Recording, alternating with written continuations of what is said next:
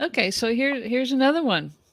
Let's take a look at this one. Can you guys see Her that? stirrups, it's cute horse, that's for sure. But so as I look at her position, it's stiff because her stirrups are too You long. think your stirrups are too long? Yes, because her knee's straight.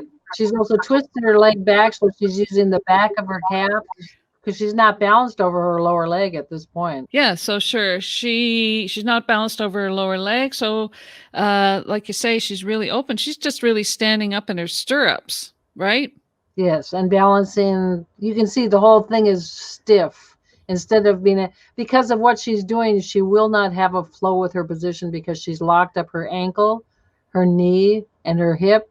She's locked up all the way up through her back, Yeah. and that's because she doesn't have that foundation of her lower leg, which would change everything else.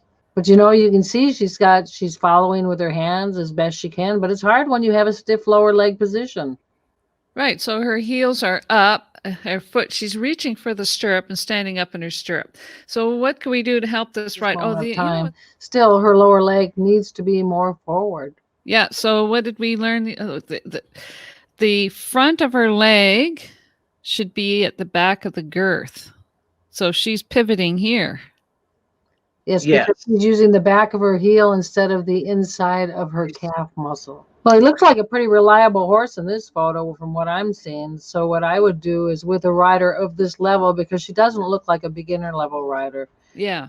I would have her coming over the lower jumps with no stirrups so she can get a feeling of what it should feel like with a neck strap, of course, so she can just get a feeling of where her body should be balanced as she's Yeah. going over a jump.